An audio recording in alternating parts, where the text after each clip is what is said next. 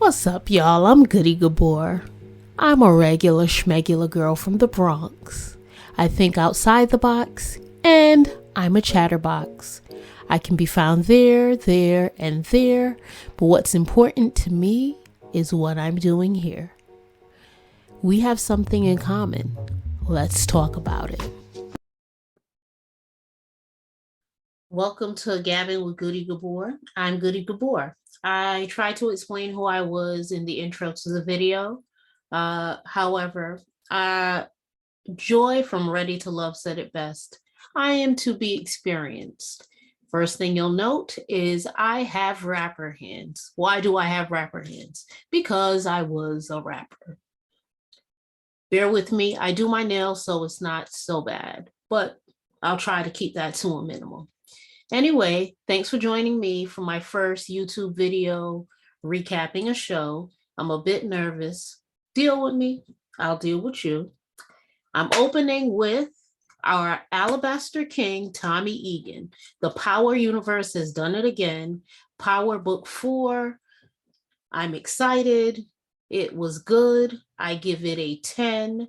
I love it. And let's get into it from gate. We open up, Tommy's driving down the road with and he's driving fast, in his cobalt blue Mustang 1960. If you recall in Power, the first one, he had a black vehicle, but things got hot and they sent feds to his spot, so he switched up the vehicle. This is just as beautiful. He's driving. We are getting like slight flashbacks. He's talking to his mom and he's telling her, Kate, I'm getting out of New York because it's not safe for me anymore. And she's like, you can't just pick up and leave. You can't leave everything. And he's like, no, I'm leaving. And then she says to him, when people betray you, it goes bad for you. We're instantly taken to all the things that our Alabaster King has been through. He has been through betrayal via Holly, who he killed. He was saddened by what happened to Raina, Ghost daughter, the twin. Betrayed by Tariq. He couldn't trust him. Keisha got killed as well, and that was kind of on him. And Ghost died. He's going through a lot.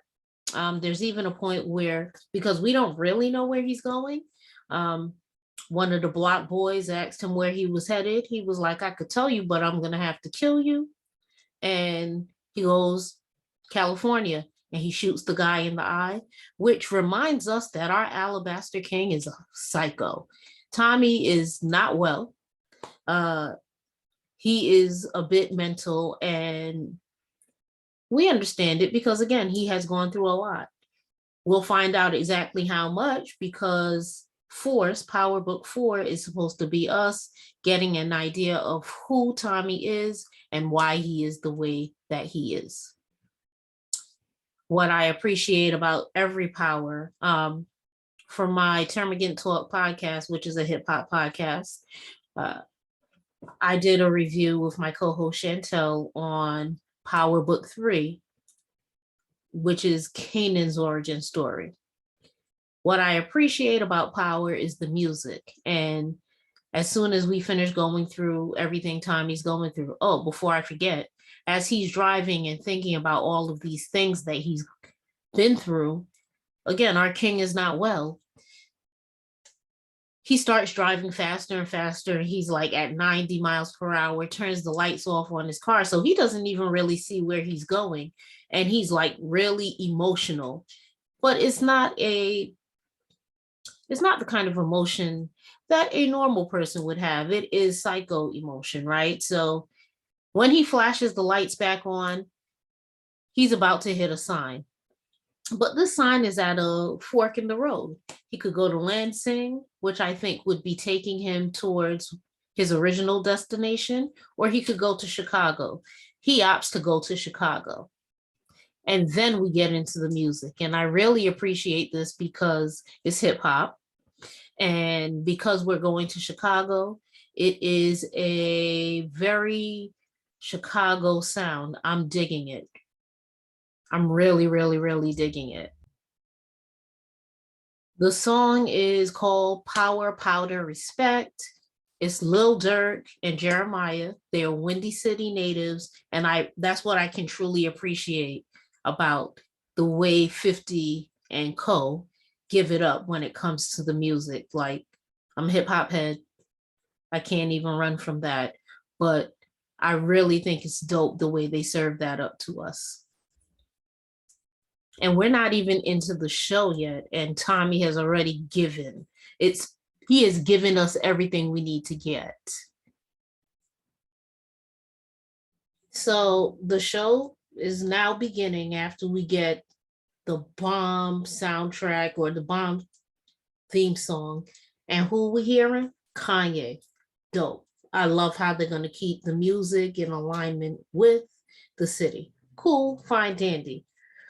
Tommy pulls up to a house. He hits a bike. He parks. He gets a phone call from LA, and it's like, yo, where you at? And Tommy's like, you'll see me when you see me. Like, stop pressing me. Why are you pressing me? And the person on the phone is like, look, you're making me feel like I made the wrong decision here. Like, you seeming a bit unreliable. Tommy's like, yo, check this out. When I'm able to call you, or I'll call you when I call you.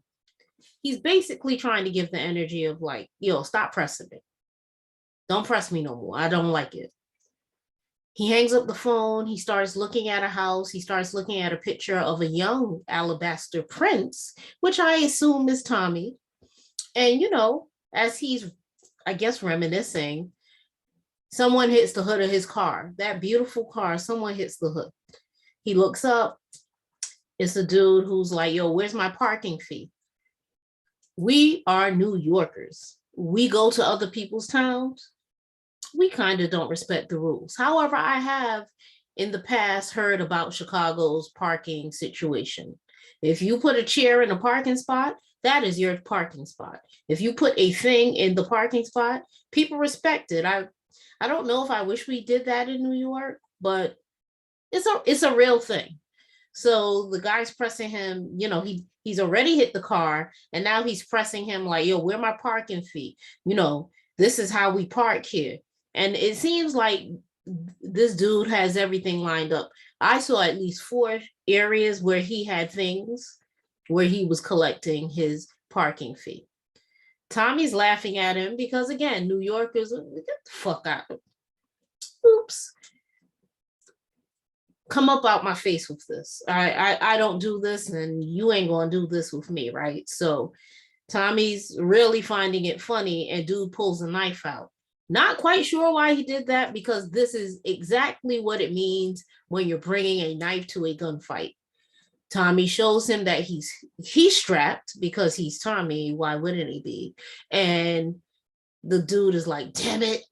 Because I guess generally speaking, this young man is pressing the decent city folk for their money. And he happened to run into the wrong one.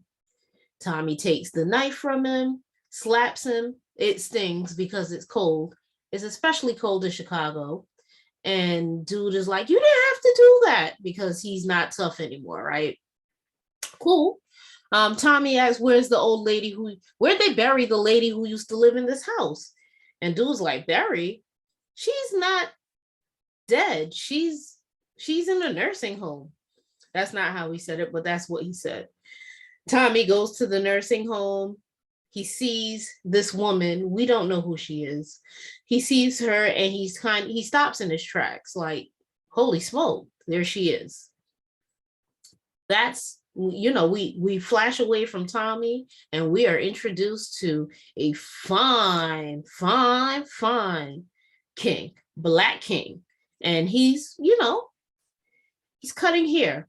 Now, it seems to me, just from the looks of it, the lighting, his shirt, it looks to me that he is in prison. He's cutting hair, and buzz, buzz, buzz. And I'm right, he is in prison, because when he goes to do the special, they're there's getting a haircut with a razor, and then there's the special, the straight razor. When he goes to pull the straight razor out, he has to tell the correction officer, hey, blade up. He does what he has to do, and then he's like, blade down. The gentleman he's cutting is like, why are you taking so long cutting my hair? Like, just cut the hair. He's like, well, I gotta cut it the right way because I don't know when I'm going to see you again. By the time I see you again, it'll probably be one dreadlock.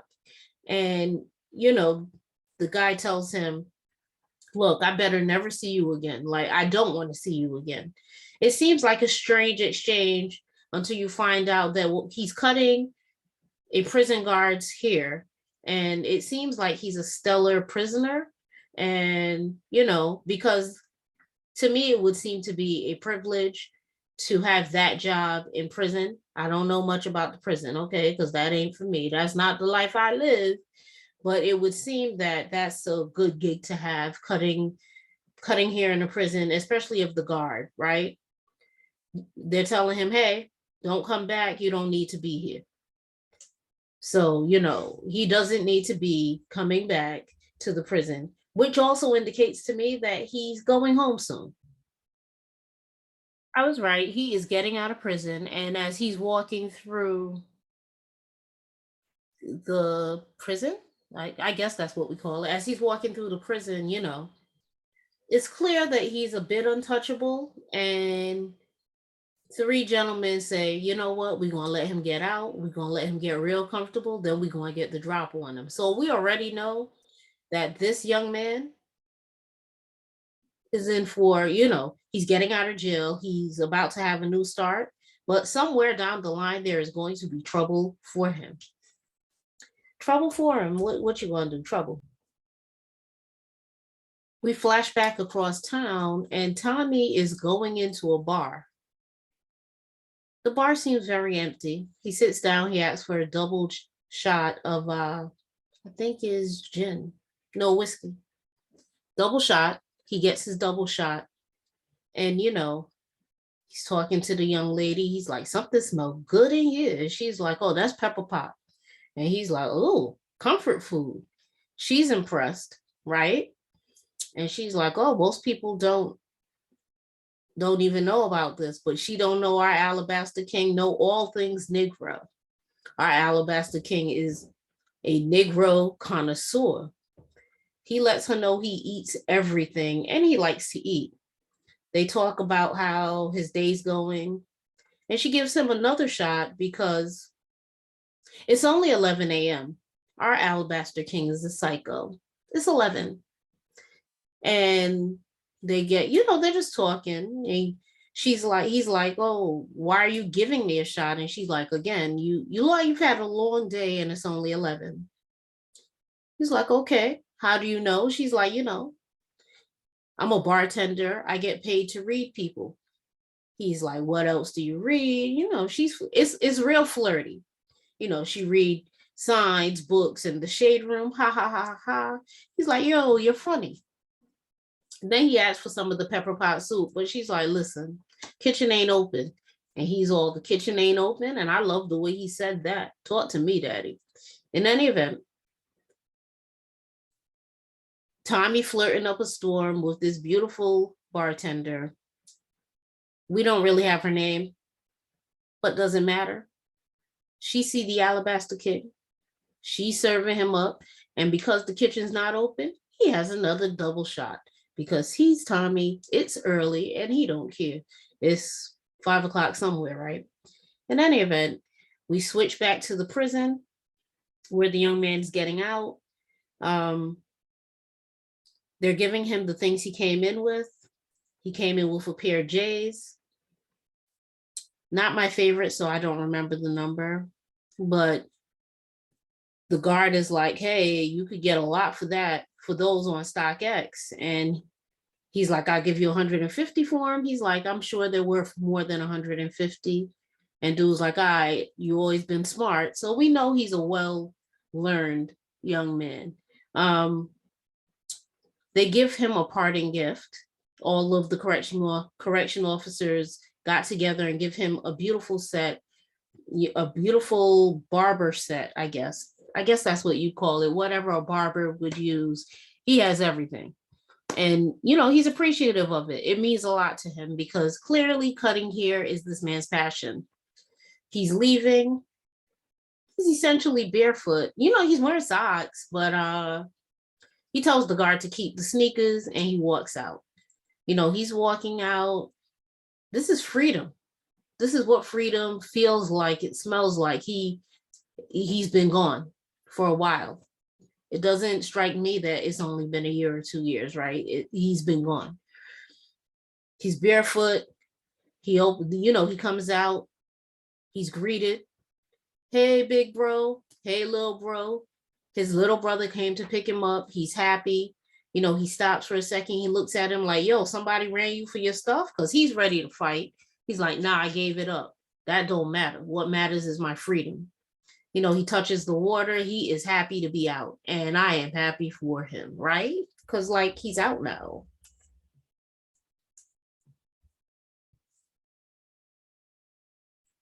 So young, handsome jail guy pulls off with his brother in a Porsche. His brother's doing okay. They're doing just fine. Across town, Tommy is waiting for the kitchen to open at the bar so he can get his pepper pot soup, okay. And a car pulls up. They roll down the window, and they're like, move your fucking car. This is our Alabaster King. He does not like to be spoken to in this way. And he's confused because what's going on with these Chicago folks and their parking? He tells them to go ahead, move, because that's what we do in New York. Come on, man, go ahead. I'm not moving. I'm parked. I may look like I'm leaving, but I'm not leaving. Move. And they're like, we don't want to ask you again. Move. And he's like, I'm confused now because you just asked me again. Again, the New York is not lost on me. We go to People Town and we act like we know everything and we are everything. I get it. I'm sure people get frustrated, but it really is a New York thing to do and a New York way to be. In any event, the gentleman who asked him to get out, to move his car gets out. The goon gets out. They're ready to fight. The boss in the back is like, look, stop this foolishness. Cut it out. He gets out. He approaches Tommy. He's like, listen, we're on a timeline. Can you move your car, please? Tommy's like, bet, I'll move because, that's how you ask somebody to move. As he's getting ready to get in his car, the goon is like, basically, he believes that Tommy's from Boston. He's like, F Larry Bird and F Tom Brady. I am a Jets fan. He is right. F Tom Brady. Yeah, I said it. I don't care. F Tom Brady. In any event, moving right along, we are now about to be introduced to someone who seems to be very, very important. He walks into his office and there's a lady sitting in the seat. It would seem to me that she's his daughter. And he's like, how do you feel sitting in my seat? How do you feel sitting in my seat? Okay, now we're getting somewhere. The young lady's name is Claudia. The gentleman who asked the Alabaster King Tommy to move, his name is Vic. That's her brother.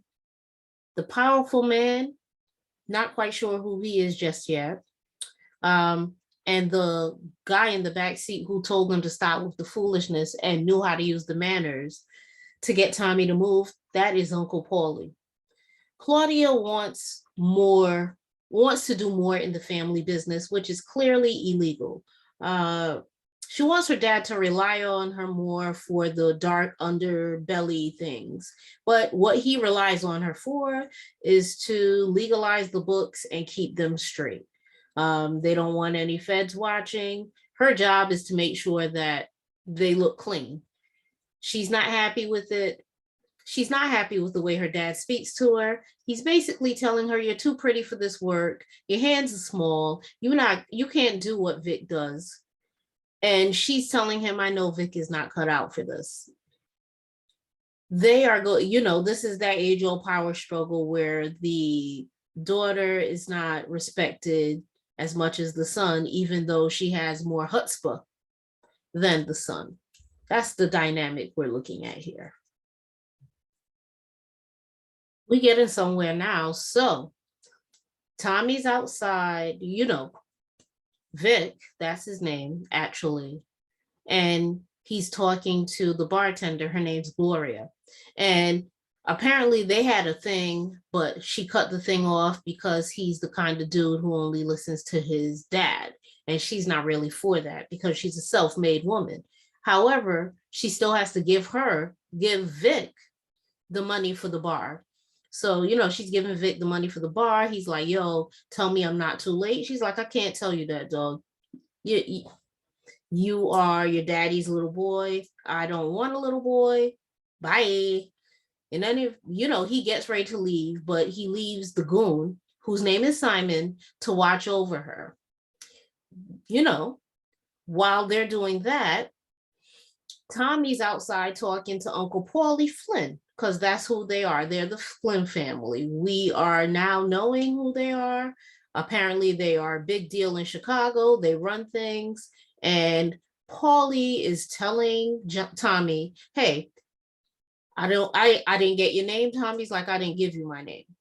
And he's like, well, are you coming or going? And Tommy's like, I'm going. And he's like, good, wherever you go, make sure it's far from here, because the kind of trouble, you could get into for upsetting the Flynn family, Flynn,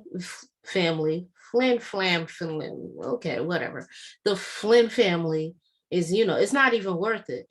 He's like, I like the way you handled yourself. You showed restraint. What he doesn't understand is that restraint is psycho power, right? Like, we know Tommy is cool, but he's a raging bull. In any event, Vic comes out. Vic and Tommy are squaring off. Uncle Paulie's like, look, whatever you have in mind, forget about it. None of this is worth it. Just handle your business, get out of town. Tommy goes in for his pepper pot. Gloria sees him. She's like, oh, welcome. She gives him rum. He's like, I'm not a rum guy. She's like, you're a rum guy tonight. Gloria don't play any games, right? Gloria is she about it. She's about it. So, she's pouring the rum, and then at the end of the bar with the goon's pushing up on a pretty girl, and she is an unwanted advance. She's basically cursing him out, and Gloria she takes a sip of the rum, goes down the bar, handles it. Yo, check this out. Not in here. I don't need a babysitter. Don't know why you're still here. You're either going to eat, you're going to drink, or you're going to get the F out. Like, she lets him know. He tries to grab her up, but she lets him know, check this out. You a bag boy and you do chores. Don't try to grab up on me. Come out of my face. So she does that. She goes back to Tommy. Now, mind you, the whole time he's like trying to rough her up, Tommy already is, cool on the outside, but he's mad because they already asked him to move. The parking situation done pissed him off. The whole thing pissed him off. So he's like, he sees it going down. She comes back and she gives him the menu, and he's like, oh, this looks good. She's like, don't be fooled. The menu's just for show. You're going to eat what I give you. But again, he eats everything, so he's cool with it. She goes to get the food. She tells him the food will be out in 5 minutes. At this time, Simon, the goon, goes out to urinate in the alley because he's not civilized. I'm sure the bar has a bathroom, but he's not using the bathroom. He's gonna pee outside. And while he's out there, Tommy runs down on him because that's what Tommy's going to do. Tommy and this man get into a fight. He underestimates Tommy's ability to tear things down. Tommy beats him really bad. I believe Tommy even broke his hand because it got serious, and Tommy takes his phone. She comes out. She sees what's going on. She's like, well, damn, what's this all about? And, she's like, he's like, is any of this going to come back on you? Because he understands that this guy that he touched up a bit. He understands that he runs with people who are not to be played with. He's like, is any of this going to come back on you? And she's like, no, it's not. He's like, cool. He's getting ready to leave, but she's like, yo, your food is ready. That tells him she's okay with the savage that he is. He goes inside. He is fine for the food. Fine for the food. Fine, fine. But the food ain't all he got. You know, we get to see the Alabaster King get it in. He taking down Gloria. Like, it's going down between Gloria and himself. It's hot, it's steamy, it's the way he feels is it's a bit of a smash and dash, but he's having fun. And I'm not gonna lie, I think everything on him is fine, fine, fine. So I'm not mad at the sex scene. Across town, Claudia is in the club, she's dressed to death. She's dressed in the outfits that, the lady Sans color, Sans melanin, the white ladies, she's dressed in the bad chick outfit, the rebellion. Her outfit says rebellion. Her outfit says I'm not to be played with. Her outfit says I'm hot. She's in the club. Things are going down. She's there to have a good time. So, I dig it. She looks good. So she meets her homegirl. They peck, peck, peck. Hey, girl, how are you? She's like, what are we drinking? The gentleman says, we're drinking this from my grandfather's distillery. It's Russian. I believe it's vodka, because that's their thing. That's the thing they get down with. He's like, it's meant to be slipped. So it's meant to be sipped slowly. And she's like, yeah, and takes it as a shot. And she says, I'm tired of men telling me what to do, especially today. She looks across the room. She sees a hottie. And we learn she is a lesbian. She gets it in with the hottie. Another sex scene. We're not even like 5 seconds away from the last sex scene, right? So that's how they serving it up. Sex, sex, sex, and more sex. And she is deep into her rebellion as well, because she is doing the drugs that she's never had before, and she wants more of them. So basically, this is good girl, good daughter, Claudia, gone bad. And maybe she's trying to get her hands dirty because her dad said her hands were too frail to get into the muck. She in the muck now. We flash back to Tommy. He's finished his smash session, and now he's getting ready. He's like, oh god dash. She's like, okay, wasn't expecting much more than what we've done anyway. As he's getting dressed, he sees that she has tags, military tags, and he's like, did you serve? She's like, no, my husband served. He left and he never came back. He's like, oh, did you like being married? And she's like, I wasn't married long enough to know if I liked it or not, but I have to think I would have. He's like, cool. This reminds him of Holly. He says he was close to getting married once, didn't happen. No, she's like, there's time. The phone that he took from Simon, who he beat up in the alley, it's ringing. There's a drop in 20 minutes. He's going to the drop instead of Simon. This should be fun, right? Before we leave the sex scene, there's a pivotal moment. Well, it's the afterglow, right? There's a pivotal moment where he lets her know that a lot of the people he cares about dies.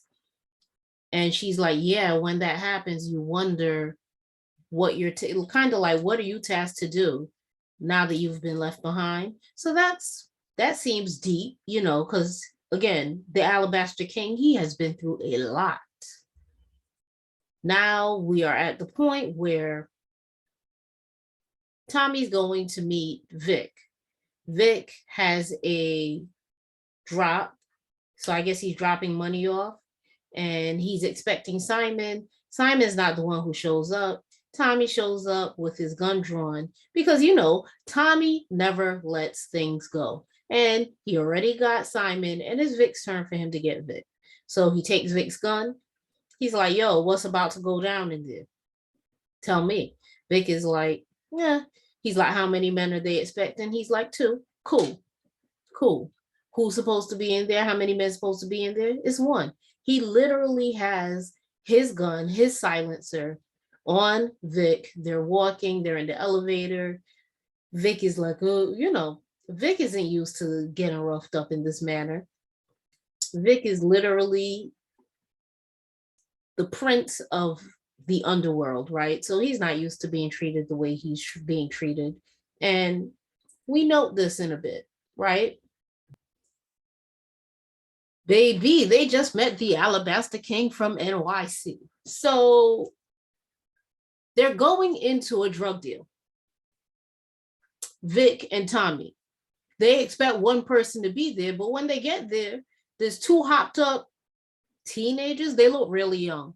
And they're the ones who have the drugs that, Vic is supposed to be paying for. But when they get in there, little brother who picked up big brother from the prison is there with like, yo, what are you doing here? What are you doing here? They like the Spider-Man people, criminals. What are you doing here? You, in any event,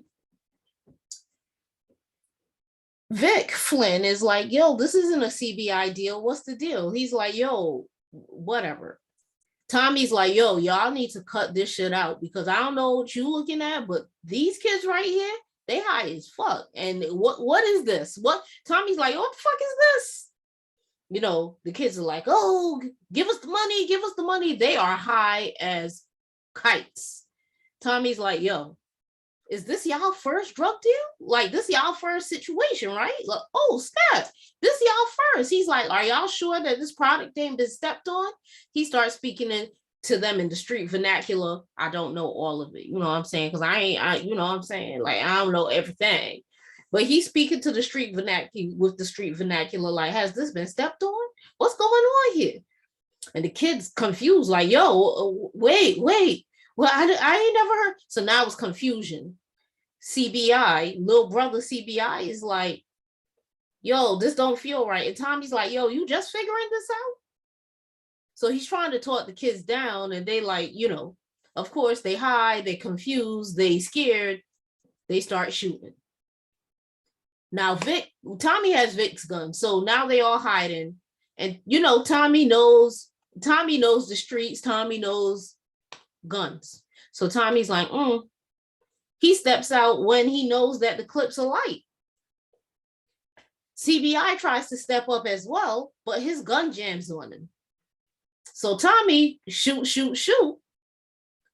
One of the guys dies. He kills one of the kids. The other kid, he tries to shoot him, but Tommy counted. He's like, yo, you gotta know your clip, dog. I have 4 bullets left. And he starts counting down as he shoots the kid. And it's precision. Direct hits don't miss. How many high dudes must get dissed? Anyway, he shoots. He has 1 bullet left. And he's like, don't let me get to one. That kid, he bounces. Now it's Tommy, Flynn, and little brother CBI. And it's like, yo, what's going on? CBI is like, yo, you don't know him? And Vic is like, nah, I don't know him. And then he's telling Tommy, oh, this wouldn't have happened if I had my gun. Tommy's like, yeah, y'all don't know what's going on. And, bottom line, Tommy's like, yo, I'm the one in here who's the reason y'all in here. So CBI is like, oh, you did your thing. Thanks. And Tommy's like, oh, no, my thing comes with a fee. You must pay me. Also, Vic came in. He didn't even have all the money for the drugs. Vic don't know what he's doing. Papa Flynn thinks Vic knows what he's doing. Clearly, Vic does not know what he is doing. So Tommy looks at CBI like, yo, your man came in here light with money too. Like, CBI knows what's up. And he's like, yo, fam, did you come in here light? And dude's like, does it matter? He's like, damn, this is messed up. Then he's like, yo, pay him the money that you gave him. CBI's money's he had already paid the drug kids, the high kids, he had already paid them. They pay Tommy. Tommy takes the money. CBI is like, yo, my money in there too. You want to kick that back? Tommy's like, not at all. And he bounces on him. He leaves them in a jammed up situation. He leaves them basically thinking, WTF. Also, there's a dead body, and Flynn has decided. Vic Flynn is like, yo, I'm gonna take care of it, because CBI is like, yo, yeah, y'all gonna pin this on us, and Flynn's like, nah, I'm gonna take care of it. But when Tommy leaves, Flynn is like, oh, I'm gonna kill him. He is dead. He doesn't know who he's playing with. He knows who he's playing with because he's clearly playing with clowns. Y'all don't know what y'all doing. So the next day, we're back with the jail guy, the very fine Black king who was in jail. And this is the sad thing about someone who was confined for a long period of time. His loft is dope. It's amazing. It looks great. However, he's sleeping on the floor. And I've heard that. I've heard that when you come home, sleeping in a bed isn't really comfortable for you. I'm not quite sure how long it takes to acclimate to sleeping in a bed again, but it takes some time. We then go to a scene where he's meeting with little brother. Now we're getting some names. It's Jannard, the little brother, and Diamond, the big brother who was in jail. And he's like, yo, run that back to me. And why were you with the Yardies? So apparently the Yardies, that's the Jamaicans. Why do Jamaicans get a bad name every place they go? Huh? So apparently the Jamaicans have horrible coke. It's stepped on, you know, it's run over. It's not good coke at all. So Diamond's like, yo, why were you doing business with the Yardies anyway? And can you run that back and tell me what happened? And, Jannard is like, I went to pick up the drugs. Things started going left. Vic and this white guy came through. Dude handled the room. He ran the room. He was killing Vic. Like, they not together at all. And Diamond's like, you sure they not together? He's like, look, he ran the bread and the butter. So I'm thinking Walter Flynn, that's Papa Flynn. I'm thinking when Walter Flynn gives someone a task, he doesn't give everyone everything. He gives them pieces and parts because he's the boss and they're the workers. However, in Tommy's world, Tommy was the boss. So that's why he knows how to control the room. Diamond's like, yo, we got to find him, because they're calling him Casper because he disappeared just as quick as he showed up. Across town, we see Claudia and Vic, and Claudia's like, yo, why were you with the Yardies? That's no good for us. Like, what were you doing? And Vic was like, it's another revenue stream. Apparently the feds are already sniffing around them. And she's like, it's not a good idea. We have a very legit business. Mind you, as I think about it, and as she says that, I'm wondering if the club wasn't one of the very legit businesses that they had, which is exactly what Ghost was trying to do. And Tasha was trying to use the legitimate business to run drugs through, right? So that might be the case. Who knows? Don't know yet. However, she's like, look, you're going to get yourself killed. You're going to blow the family's top. I'm worried about you. He's like, don't worry about me. I put that on mom. She's like, if mom was alive, she'd be worried about you too, because you out here, you bugging. Like, exactly what's going on here. He's like, don't worry about me. Worry about yourself.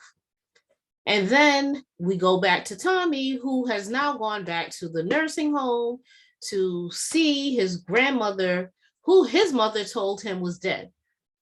We find out that's his grandmother, and we find out his mom said she was dead because his mom is a bit of an anus. She's an asshat. She's a jerk. That's cruel. Initially, the grandmother, she doesn't know anything. She's just staring into the distance. And then he's like, grandma's me, Tommy. And for a quick second, she was like, Tommy? And that was cool for him. But she lost it as soon as she grasped it. He leaves. And as he's leaving, somebody approaches him like, yo, why are you going to see her? A Black dude approaches him. Why are you going to see her? He turns around. He ready to light things up. Who sent you? Why are you running down on me? And dude is like, no, for real. Why are you going to see her? No one goes to see her but me. And he's telling dude, like, look, I'm her grandson. What do you know about this? He shows dude the back of the picture and the picture, like, that's me, I'm her grandson. And dude goes, I'm her grandson too. So what we're now learning is Kate's mom is in the nursing home. Kate took Tommy, and Kate had a whole entire black baby. What? Her name's Kate.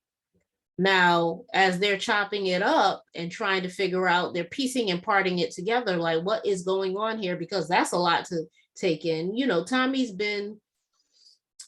hated his mother for quite some time, and he's loved her. It's that love-hate thing.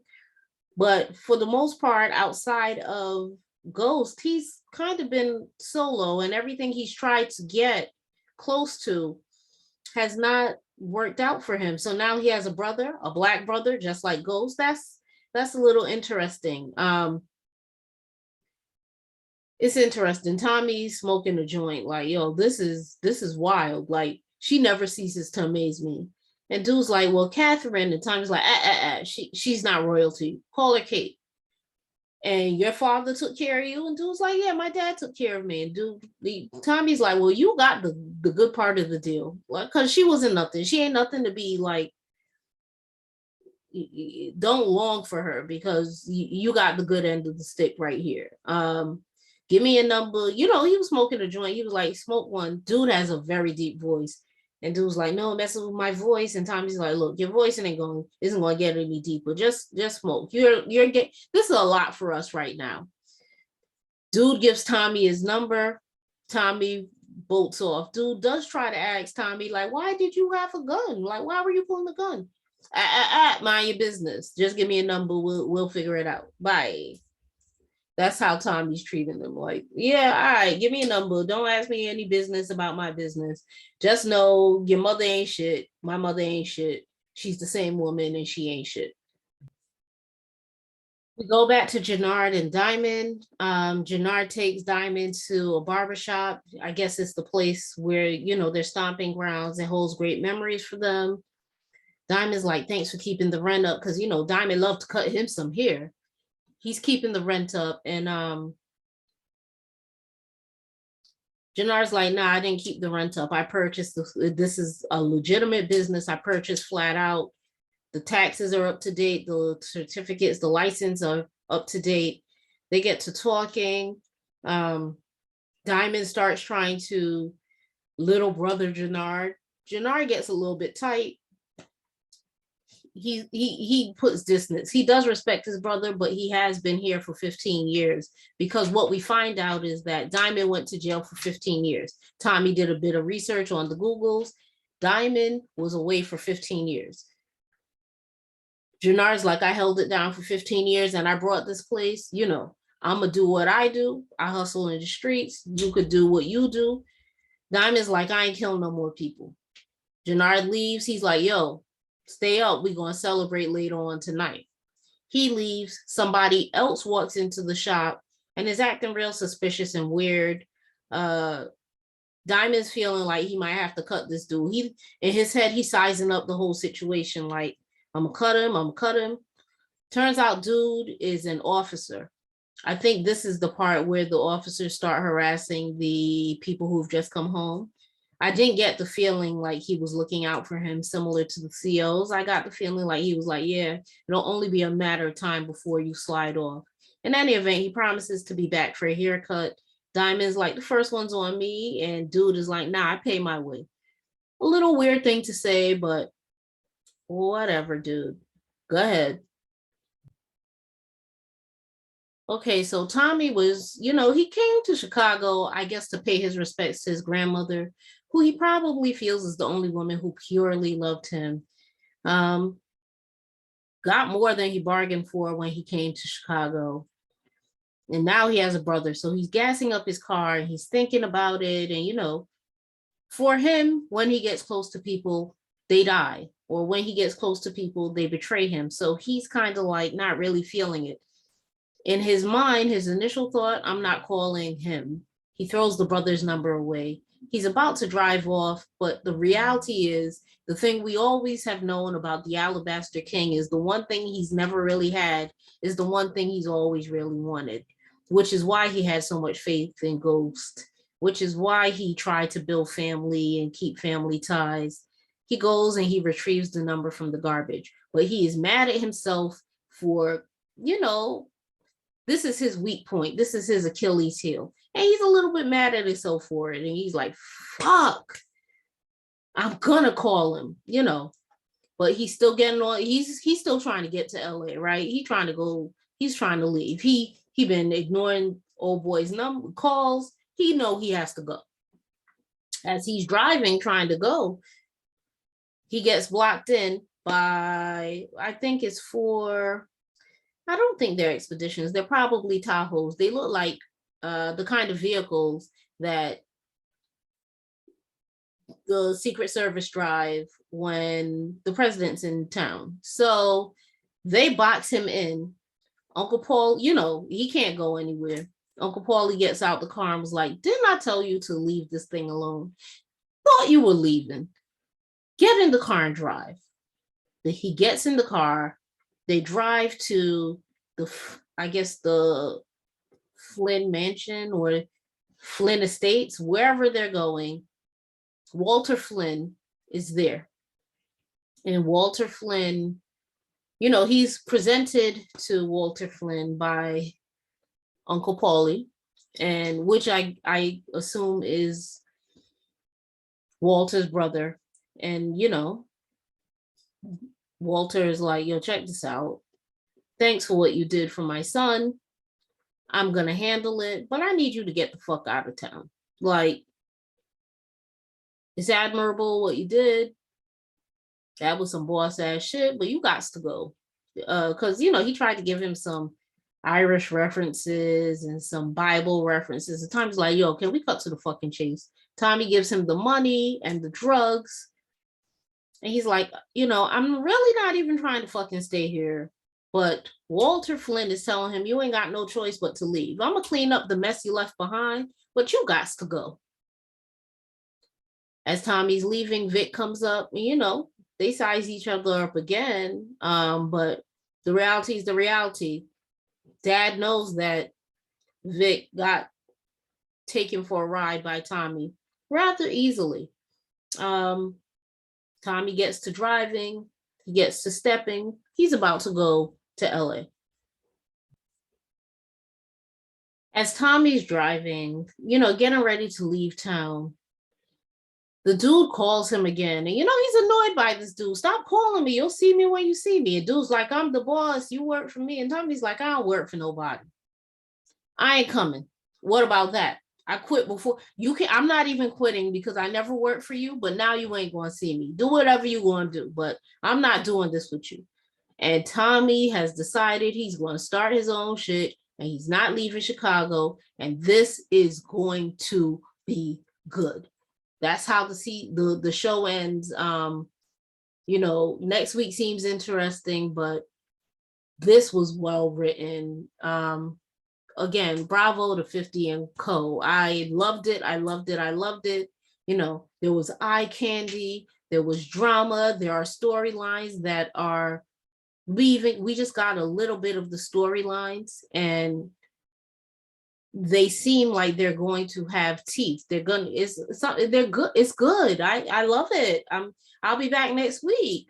Hopefully, you'll join me next week. I'm digging it. Some of the storylines I caught would be, you know, Tommy and Gloria definitely have a thing. And Vic loves Gloria. Tommy and Vic already have smoke. The smoke is going to get smokier as we get further into whatever's going to happen between Gloria and Tommy. Seeing the dynamic, because now there's a sibling dynamic throughout the show, right? Because we have Tommy and his brand new brother, we have Vic and Claudia, and we have Diamond and Jannard. So there are these dynamics at play that will be interesting to see. And then there's the power dynamic, right? Because Tommy definitely knows how to run things. Is he going to run things with Flynn? It's not likely, because Flynn is the type who's going to want a worker, and Tommy's not that. Is he going to work with Jannard and Diamond? Maybe Jannard might be down for that, but Diamond just wants to be clean. Diamond's ghost, right? This is interesting to me. I am into it. Again, I'll be back. Thanks for watching. Thanks for bearing with me. I do make faces, I know. So if that's what you think, I make faces and I have hip hop hands. Come back next week. That's what we doing. Bye.